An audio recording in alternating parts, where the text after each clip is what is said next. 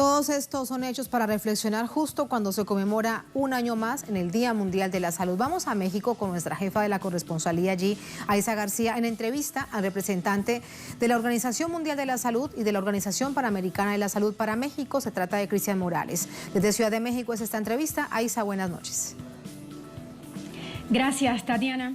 Y bueno, en tiempos de la pandemia de la COVID-19, esta enfermedad que provoca el nuevo coronavirus, tenemos la oportunidad de entrevistar a Cristian Morales. Este doctor es el representante aquí en México de la Organización Mundial de la Salud y también de la Organización Panamericana de la Salud. Doctor Morales, gracias por estar en este espacio de Es Noticia y de Telesur con nosotros para aclararnos muchas dudas. Queremos empezar porque usted nos defina, sabemos que usted tiene un doctorado en salud pública, que nos defina qué es lo que está pasando en el mundo con el coronavirus. ¿Cuáles son las recomendaciones de la OPS, la Organización Panamericana de la Salud, para evitar ser contagiado y contagiar? ¿Qué tal? Encantado de estar contigo y con tus televidentes en esta tarde.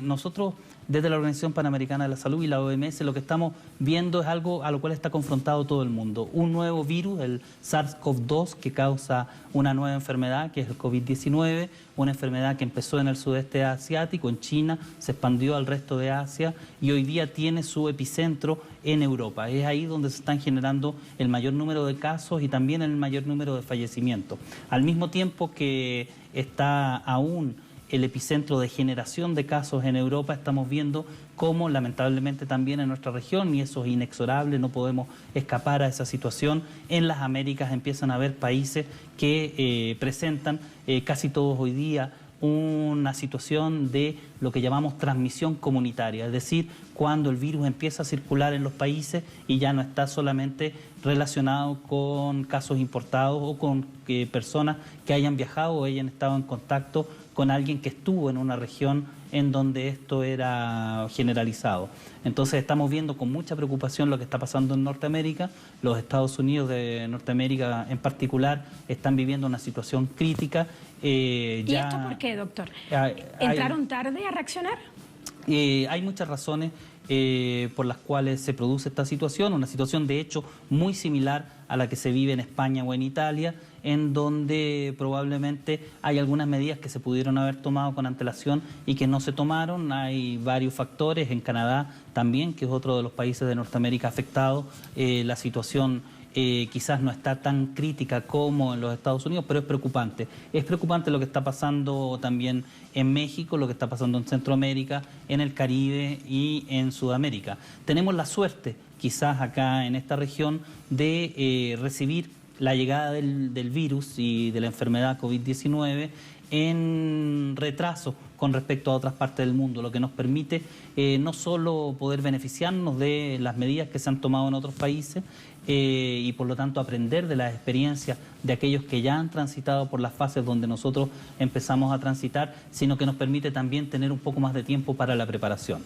Ahora, sin lugar a duda, en México en particular, en este momento, lo que hay que hacer es intensificar esta campaña de la sana distancia, la jornada de quédate en casa. Todo aquel que no tiene una razón importante por la cual salir al exterior debe quedarse en la casa. El éxito de esto que se habla tanto, que los países quieren aplanar la curva, en el fondo no significa otra cosa que disminuir o cortar la transmisión de persona a persona. Y la principal herramienta que tenemos para cortar la transmisión de persona a persona es quedarnos en la casa y mantener una sana distancia. Hay un tema polémico en ese sentido y es sobre el uso del cubrebocas. Unos dicen que aquí en México, por ejemplo, está la tesis de que si usas el cubrebocas evitas contagiar a los demás. ¿Cuál es la opinión de la OPS, doctor Cristian Morales? A todos nos interesa, ¿no es cierto?, buscar todas las alternativas que puedan disminuir la transmisión. Y el uso de máscaras, por supuesto, que puede ser considerada una de ellas. Pero hay que tener varios elementos en la mente cuando nos referimos a esta intervención. Primero, no es una intervención mágica. No es porque usemos cubrebocas que nos vamos a proteger 100% del contagio. Y esto por varias razones. Pero principalmente podemos decir en un primer lugar de que puede darnos una falsa sensación de seguridad. Y si tenemos una falsa sensación de seguridad, vamos a dejar lo esencial. ¿Qué es lo esencial? Lavarse las manos, lo más seguido posible. Agua y jabón, una lavada de manos como ya hemos aprendido a hacerla, ¿no es cierto?, es lo que nos va a permitir eliminar el virus que se deposita en nuestras manos, que está en la grasa que no vemos, ¿no es cierto?, es microscópico, pero que lo podemos tener y que justamente al acercar nuestras manos al rostro, a los ojos, a la nariz, a la boca, que es por donde penetra el virus, podemos contaminarnos. Sí hay que saber cómo usarlas, cómo ponérselas, cómo sacarlas, hay que usarlas de manera apropiada, ¿no es cierto?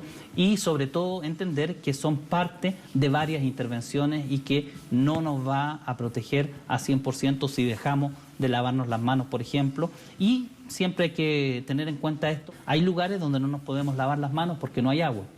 Hay países que tienen dificultad para tener acceso al agua potable o al agua que nos permita lavarnos, o cuando tenemos que entrar en una locomoción colectiva, ¿no es cierto?, aquí en México, en el metro o en el camión, y bueno, no podemos mantener esta sana distancia de 1,5 metros, que es la que nos protege de mejor manera al contagio. En esos casos quizás es recomendable utilizar una máscara, pero no necesariamente una máscara médica N95, que son las que preferimos que los países guarden o reserven para el personal médico y para quienes en la casa, en la comunidad, tienen que cuidar de alguien con una sintomatología leve de COVID-19 y que están en casa.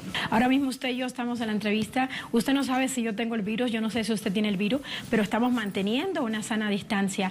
¿Cuál es la diferencia entre el presintomático y el asintomático y cuándo hay que tener cuidado? Bueno, nuevamente estamos frente a un virus nuevo que no conocemos, es de la familia de los coronavirus, pero tiene su propio comportamiento, es decir, tiene su propio método de transmisibilidad y todos los días estamos aprendiendo cosas nuevas, ¿no es cierto? Entonces, lo que sabemos, la evidencia, lo que nos dice es que son las personas sintomáticas las que transmiten, eso no hay ninguna duda, y hay de cada vez un poco más evidencia que nos muestra que hay otra categoría que es la que usted señala, que son los presintomáticos o sintomáticos muy leves, que es el momento, recordemos que el virus se incuba por un periodo de 1 a 12 días con un promedio, una media antes del momento de generación de los síntomas de 7 días, entonces un día antes o 48 horas antes de ese momento en donde se empiezan a desencadenar los síntomas que podemos reconocer más claramente como del COVID-19, puede que tengamos algunos síntomas muy ligeros que ni siquiera los percibimos. En ese momento sí hay posibilidad de contagio. Entonces ese es el gran desafío al cual hacemos frente, porque sería más fácil si solamente dijéramos que los sintomáticos transmiten, bueno, los sintomáticos y los presintomáticos que pueden pasar casi, diría yo, por asintomáticos, también son un peligro. Entonces, lo importante para todos es quedarse en la casa, si tenemos que salir, mantener la sana distancia, si tenemos que estornudar, ocupar el estornudo de etiqueta, lavarnos las manos de manera frecuente y en la casa, en los lugares de trabajo, también tratar de lavar las superficies en donde el virus puede haberse depositado y quedar durante un cierto tiempo, ¿no es cierto? ¿Cuál es la diferencia en el comportamiento de la enfermedad en un joven diabético en relación con un adulto de 65 años o más?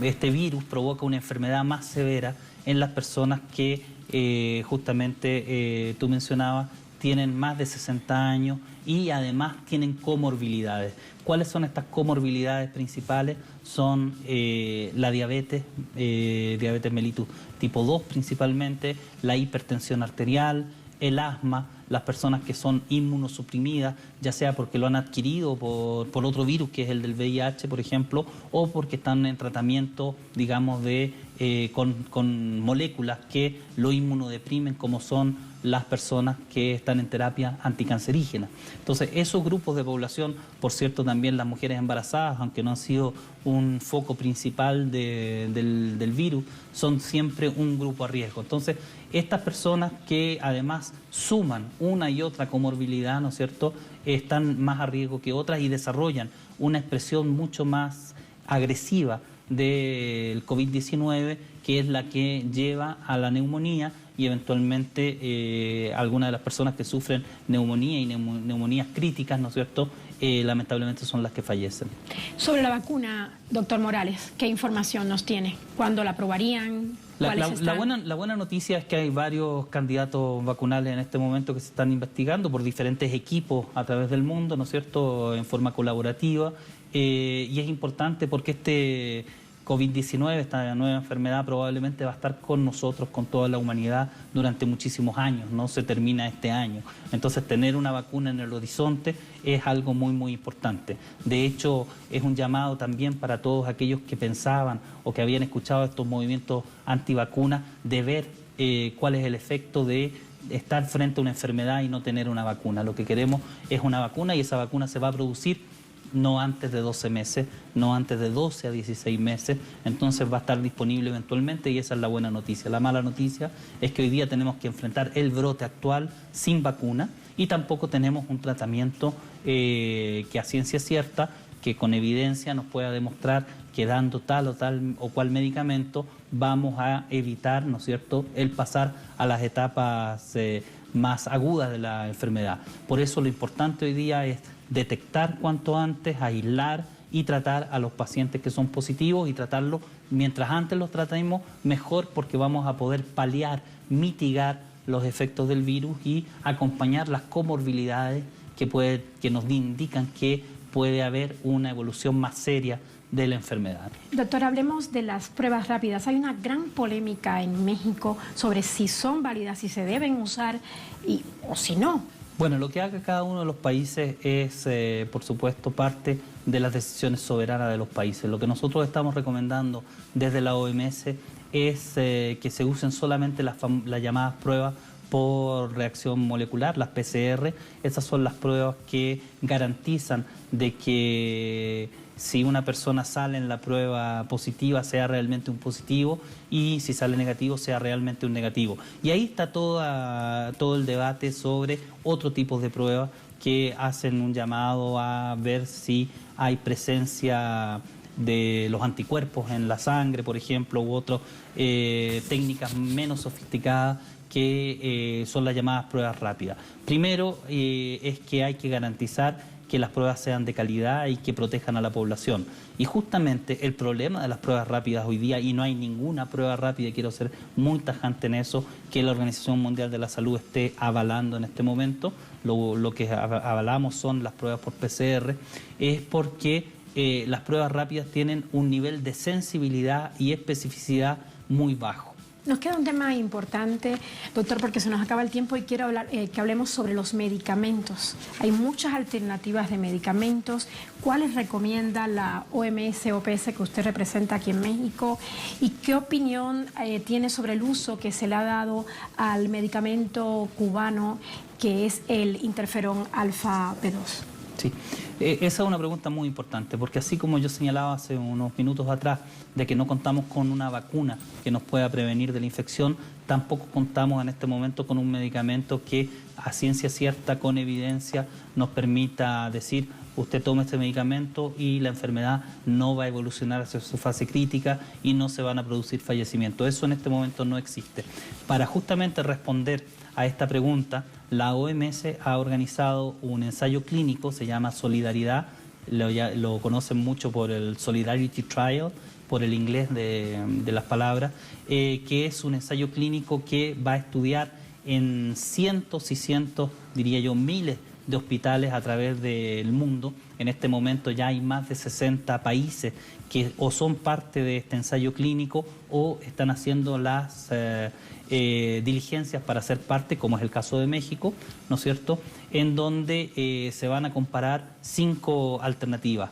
la alternativa del cuidado que definen las autoridades locales de cada institución de salud, o sea, el tratamiento estándar que tiene ese hospital versus el Redemsivir, o sea, tratar a los pacientes con este antiviral, Redemsivir, o tratarlo con cloroquina, o tratarlo con lopinavir, o tratarlo con una combinación de lopinavir e interferón.